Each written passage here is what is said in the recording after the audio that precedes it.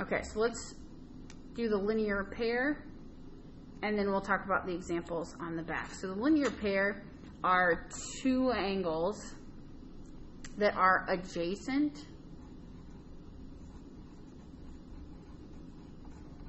and form a straight line, thus the name linear, straight line, and pair is why there are two of them.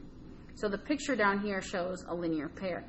So if I have this angle 1 over here and this angle 2 over here, those two angles together form a straight line. Now the word adjacent, if you don't remember, adjacent means share a vertex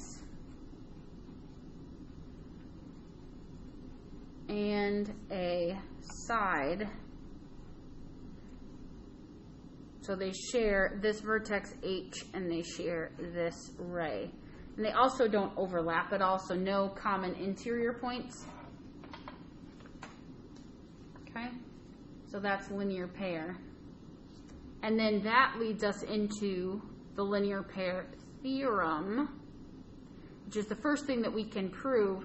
We're not going to because we're not ready for proof yet. We're kind of building up to proof.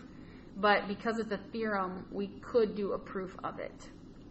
So when two angles form a linear pair,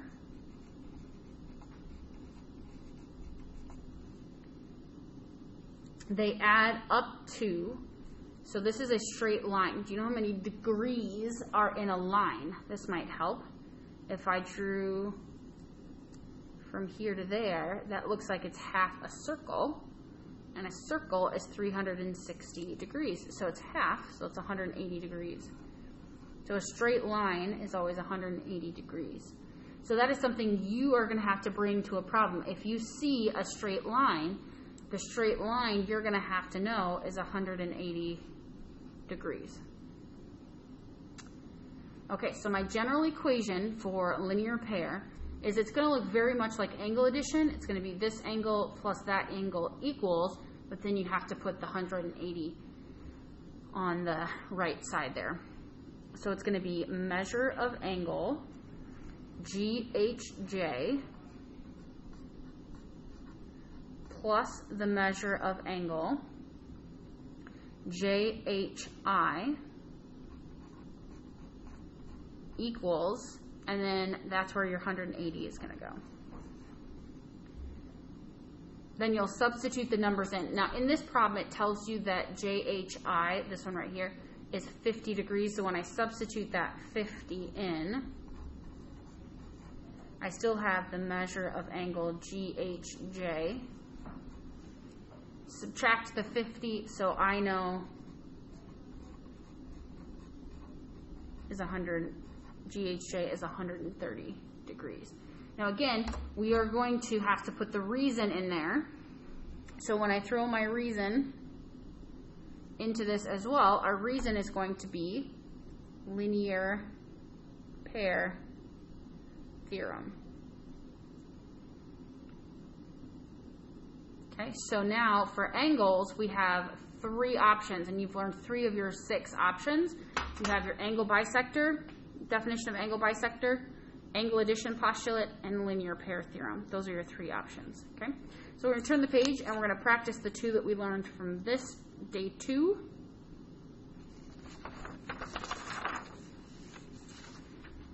Okay, so we'll start up here.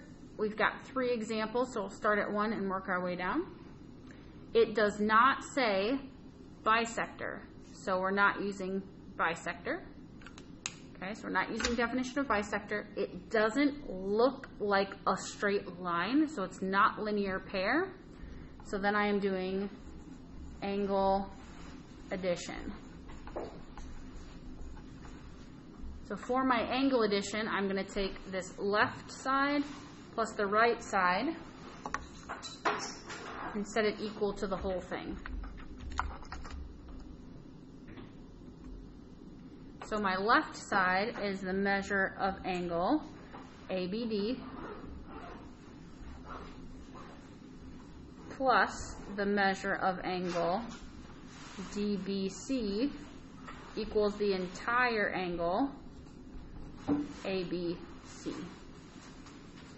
Now what we talked about earlier is that you can start with the equation first. So you're welcome to start with the general equation or to start with the numbers or the algebra first. This does not say bisect, so what you do not want to do is set these equal. You can only set these equal when it says bisector. Okay, so I'm not going to set them equal, I'm going to add them.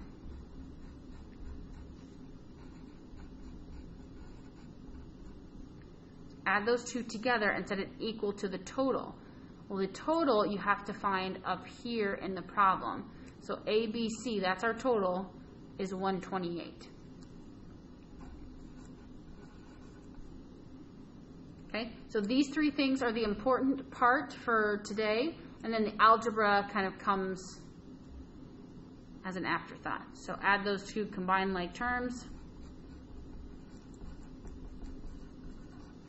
Subtract. And take 108 divided by 12.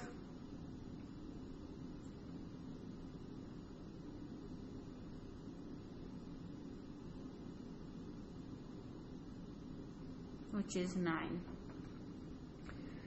Okay, so x equals 9 is my final answer, and we move on to the next one.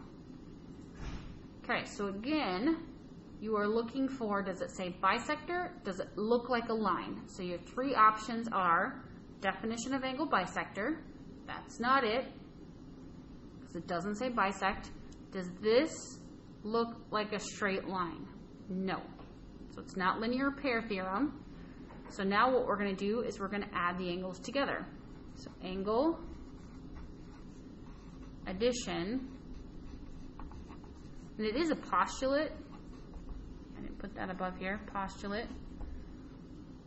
Instead of a theorem, postulates are just accepted statements of truth. It's kind of like everybody believes it.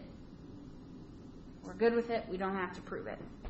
Okay, you really, really have to be careful not to set these two equal. That's what we did yesterday. So don't carry that over. This is something different, so make sure that you're not just setting it equal because it looks like what we did yesterday. Okay, so maybe you're not going to do the general equation first. Maybe you're going to do the algebra first this time. So I'll go 13x plus 5 plus 20x plus 5 equals the whole thing. Now, another way that you can find which one is the whole thing, I've already used this one, I've already used this one, this is the only one left over. So equals 30x plus 22. Okay, so we solved that. We've already practiced solving, so we'll save that. Let's go ahead and fill in the general equation. So my 13x plus 5, that goes with the measure of angle PAR. My 20x plus 5 goes with RAT. And then my full angle is PAT.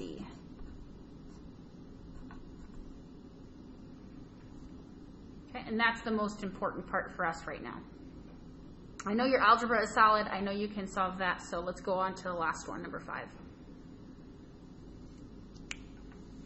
On number 5, it does not say bisect. So I'm not going to set these equal. But I do see a line. So I am going to use 180 degrees. So this is a line which is linear. There are two angles, which is a pair theorem. Linear pair theorem. Okay, so my general equation can come first, or if you want to write the algebra over here first, that's completely up to you. So the algebra might look like this. You might be faster at that part. So 6x plus 8 plus 4x plus 27 equals 180. And you would work to solve that out. Now for the general equation, this 6x plus 8 came from here, or here. So it's that angle FAS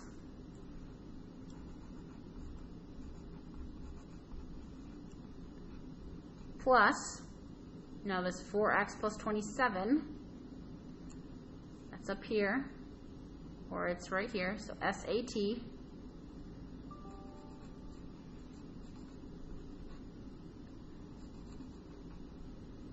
equals 180. So anytime you're doing linear pair, you can go ahead and write in 180. You don't have to write the larger angle, which would be angle, FAT, but that is a straight line, and that straight line is really a line which is 180 degree angle, so you don't have to write it as an angle. If you don't want, just write 180. Okay, so that concludes our first 3 angle properties.